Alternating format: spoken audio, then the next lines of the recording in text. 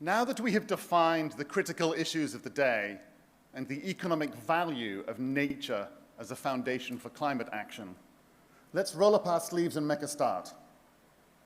The Philippines has made an ambitious commitment to the Paris Agreement to drop greenhouse gas emissions by 70%.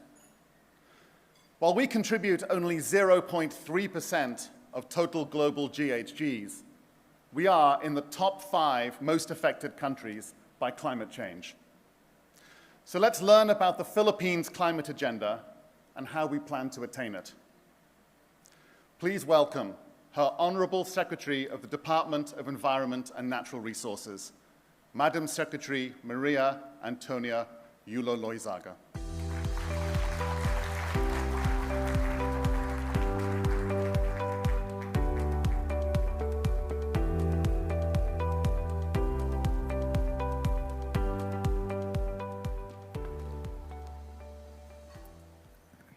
Thank you. Good morning. Typically, these podiums are a little bit of a challenge for me, but I guess all of you can see me from this post. Good morning.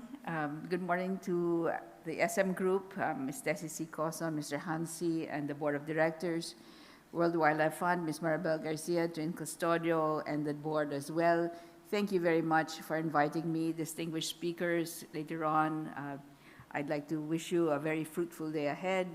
I'm going to do the conventional reading, but of course we have our wonderful teleprompter here as well.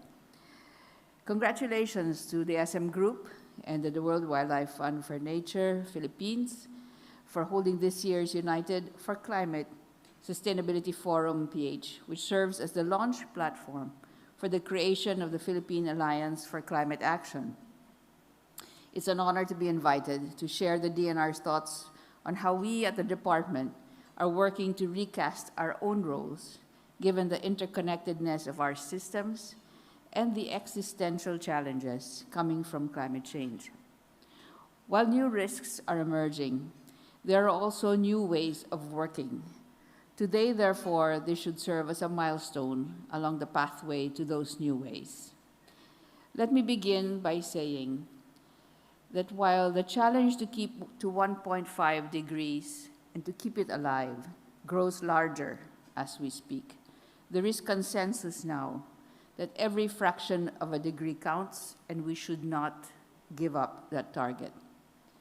Even if the likelihood is high that we will miss what we promised to do by 2030, we must urgently establish shared values, synergies, commitment, and collaboration in order to avoid, minimize, mitigate, or compensate to address the impacts of climate change. Allow me to start today with our main takeaways from COP27, which will continue to evolve in critical ways as we all speak today. Firstly, COP27 began with the knowledge of 2 critical reports from UNEP, namely the 2022 Adaptation Gap Report and the 2022 Emissions Gap Report. Essentially, these reports cited that based on current NDC policies globally and performance, we are on the road to at least 2.8 degrees warming. And as we are now at 1.1, above pre-industrial temperatures, we could possibly breach 1.5 degrees and reach it by the mid-2030s. These reports stress the need to combine and highlight the relationship between both adaptation and mitigation. The adaptation report emphasized prevention, the need for adaptation financing in order to avoid harmful effects and risks from climate change, which the IPCC AR6 report stated will intensify with every 1/10 of a degree increase. We must be ready to finance loss and damage in order to address the unavoidable impacts of these climate hazards. The Loss and Damage Fund, I should cite, was one of the victories in Egypt. However, this did not come without a price. Primarily, the weakening of the phase out of fossil fuels. The emissions report tells us that while we are way off from 1.5 degrees, the commitment in Paris, global emissions need to be cut drastically by 30 to 45% by 2030 and thereafter in order to keep 1.5 alive and to avoid catastrophic loss and damage. One of the clearest messages in COP27 involved the need for a comprehensive climate and disaster risk assessment and management for investment and action to protect and enhance human and ecological systems by taking all hazards, including climate change, as a main risk driver. And developing countries such as the Philippines have the opportunity now to address urgent and specific challenges to our inclusive and resilient and sustainable development. We're fortunate that this approach to all hazards is already actually in the DNA of some of our companies, including the SM Group, particularly through the leadership of Mr. Hans See. Given this new partnership with WWF, I have no doubt that there will be new energy and capacity to address the complexity of compounding and cascading risk within the core business, among the many MSME partners as well in the supply and value chains, and the ecosystems that support these enterprises as well. Other corporations have also undertaken similar rethinking and retooling, and I encourage more to do so, as we need to get the private sector involved in helping the country attain its nationally determined contribution targets for GHG reduction and for climate change adaptation and disaster risk reduction. What likewise became evident at COP27, which I feel is most connected to what is happening here today, is that the private sector has emerged as a critical actor in bridging the cost of financing climate action. This is especially true for energy transition and for the just transition of labor towards net zero. Energy transition costs for some countries are already estimated to be in the trillions. The Philippines is actually calculating its transition costs as we speak. Outside of the official negotiations and at the various side events of COP27, the private sector showed leadership across the areas of climate ambition, low carbon technologies, transition to renewable energies, and climate change adaptation. Financial institutions were highly present. Banks were present there too, in order to showcase their progress in addressing climate finance for all. The issue of just transition of labor was highlighted specifically for the maritime industry, which we should be concerned with, as the Philippines is in fact among the major contributors in terms of manpower, and which is the backbone of global trade. We know, however, that this issue cuts across supply and value chains and processes and impacts the value specifically of the viability of our MSME sector as well.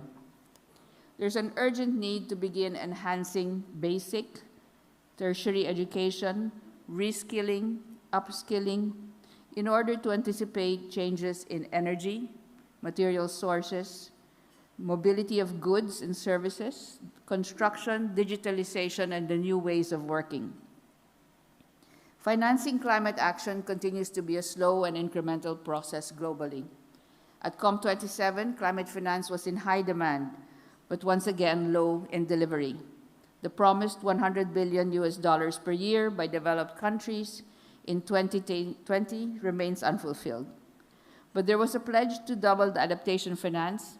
For developing countries sent a clear signal to investors, central banks, and international financial institutions of the urgency to unlock the scale of finance needed for rapid climate action to address climate impacts, including through global finance system reform. It's worth noting that as far as the Philippines is concerned, roughly 8% of our 5 trillion budget is now climate tagged. However, there is a need to review these expenses to ensure their effects and impacts are as they are needed in order to address our needs. The fifth point from COP27, and this is also linked today to the work that you're about to do, nature-based solutions to adaptation and mitigation and disaster risk reduction have already gained global recognition. The World Bank estimates that, that up to 37% of mitigation needs to be reached by 2030 can be achieved through nature-based solutions. We know that ecosystem services provide disaster risk reduction and adaptation opportunities. COP27, however, saw new initiatives, such as the Positive Conservation Partnership led by France, which is within the framework of the High Ambition Coalition for Nature and People. The Global Environment Facility is launching a high-level task group to study the possibility, in fact, of a biodiversity credits market parallel to the carbon market. Having said all of these, allow me to recall that the Philippines still, and unfortunately, ranks number 1 on the 2022 World Risk Index. This is as much a result of the accident of our physical geography as it is of our development trajectory over these last decades, characterized by decades of unregulated urbanization, inequities in social services and social protection, and the disregard for the ways by which our ecosystems, in fact, support our communities. We are, however, not without hope, and this is where the Philippine Alliance for Climate Action and Partnership with the DNR possibly could yield the most significant results. This synergy will generate new capacity to protect, restore, and enhance our rich but threatened ecosystems in ways never possible before. Highlighting the importance of leadership in the private sector, I quote a recent article published by McKinsey, which states, "Today's reality is that sustainability, economic competitiveness, affordability, and national security dovetail as never before." One very clear example here is our forests. There are 15 million hectares classified as forest lands in our country, only 7 million of which are under forest cover. There is great potential for mitigation through carbon sequestration, disaster risk reduction, and the enhancement of ecosystem services for water, food, and energy security.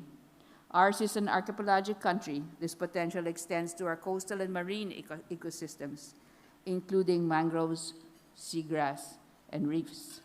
In fact, many foreign governments and global corporations are eyeing investments in the growth and protection of these ecosystems to ensure and secure their mitigation goals. We hope that our partnership with all of you can lead the way for the impacts of these investments to address the needs of our country and our communities first. On industrial processes, decarbonization, emissions reduction, and carbon capture were all on the table. While sustainability reporting is currently what I call mitigation biased, I urge those present here today to not only look to energy efficiency and energy transitions to renewable energy and resource efficiency and establishing your processes and product contributions to the circular economy, but to include and internalize the role of nature in adapting to climate change and its critical importance to disaster risk reduction. Moving forward, I do request you a couple of very small favors for the DNR. Please work with us on the following. Number 1, help us by supporting the idea of establishing a national risk register, which will entail a multi-stakeholder horizon scanning exercise for the country. The register can serve as the basis for determining the gaps and needs and priorities of our development plans. Secondly, work with us on the building of a national natural resource geospatial database. We need our baseline inventories in place in order to know whether we have moved the needle, in fact, by all of our investments. We are reviewing our environmental laws and applying a comprehensive risk lens. We will value your synergized expert insights and eventually the alignment of investments to address complex and possibly compounded and cascading risks across sectors and scales. We hope that you will continue to mainstream climate and disaster resilience into your core business cycles. SM has been a leader in this regard, and today is just one of the proofs of this. The Philippines is fortunate to have organizations such as the SM Group and WWF Philippines that have invested in this, and I know firsthand. Both fully understand that the last mile, our communities and ecosystems, need to be the first mile in terms of investment, especially in the areas of risk communication, impact-based early warning, and environmental protection. I wish to note here that we have had many discussions on how ESG needs to become ESG plus R, R being resilience. Let R in this case not just refer to the businesses you represent and their pathways to net zero, but it should also include the work needed beyond your fence lines to preserve and protect the ecosystems and communities that support your businesses and provide economic stability to our country. Fifth, and closest to the DENR's mission, let us collaborate on prioritizing and accelerating the adoption of nature-based solutions that result in co-benefits to climate action and disaster risk reduction. We want to work with you on building evidence-informed and area-based resilience. The interventions we need to take are necessarily transdisciplinary, time-sensitive, spatially targeted in order for them to be transformational. This means that investment strategies, enterprise risk management, and integrated ESG programs will need to be periodically reviewed, recalibrated, and synergized to achieve unity of purpose. In this light, may I also urge you, similar to the previous presentation, to please consider supporting the goals of the Task Force on Nature-Related Financial Disclosures, along with the Task Force on Climate-Related Financial Disclosures. My last two thoughts and favors on the way forward would be to scale up investment in education in order to build a knowledge base and capacity to address uncertainty in our futures, and to broaden our awareness of the geostrategic issues that can limit our options for comprehensive climate and disaster risk management. To address all of these challenges and respond effectively to volatility and uncertainty, the DNR embarked on a consultative process that looks beyond strategic engagement in order to achieve shared socio-ecological values and impacts jointly. Mr. C and Ms. Custodio joined us on our first major activity, a multi-stakeholder conference last October that was specifically designed for us to simply listen, process, and calibrate, as well as redirect our way ahead as a department. We'll strive to keep this process open and dynamic in order to anticipate and prepare for future discussions. What is certain, however, is that lessons learned from the loss of thousands of lives and livelihoods and their irreversible impacts on our ecosystems should now be made part of our survival DNA. Our president has said, the preservation of the environment is the preservation of life. This statement precisely underscores the value of our ecosystems as our natural life support and how integrated risk governance needs to be not just a whole of government endeavor, but a whole of society one. Further, it also sets the tone for the DNR's mission moving forward. While the DNR may have a seemingly contradictory role as a partner and a regulator, this dichotomy is more apparent than real. The critical issue in light of the present and future impacts of climate change is how this relationship can be distilled to achieve a climate and disaster resilient society. In this light, the mitigation hierarchy's principles of avoid, reduce, restore, and regenerate should be made part of the corporate DNA. The framework is quite basic, as it starts with avoidance of all environmental impacts. If this cannot be done, the next option would be to minimize. The third would be to rehabilitate. And finally, if this falls short, compensation and investment in regeneration is needed. There are already successful examples of this, and we look forward to co-creating solutions within the framework with you in the private sector. The partnership we mark today highlights the new stewardship roles we must assume to ensure inclusive and climate and disaster resilient development. I believe it's time for the private sector to come together as an alliance to ensure that ecological and economic gains as individual companies and organizations are leveraged and magnified for the good of our people and our country and planet. Today, I wish to congratulate you and ask for your continued support as we work together to achieve our goals. We wish to commend everyone here today for the transformational steps you have already taken and those that you will be taking in the future. To quote an article from Forbes, in closing, the message from COP27 in Egypt is loud and clear: to change course, avoid climate disaster, and ensure a just transition, governments, financial institutions, and businesses must increase collaboration at all levels. Let's continue to think, invest, and act in order to keep 1.5 alive and make sure that no community and ecosystem is left behind. On a personal note, I wish to thank the SM Group, if I may close with that, led by Mr. C, Ms. Grace Magno, Ms. Lisa Silerio, and the WDF Philippines, Ms. Trin Custodio, Maribel, and the board, for their friendship and support all these years, as well as their unwavering commitment to the development of our country and the protection of our environment. Thank you very much. Good morning.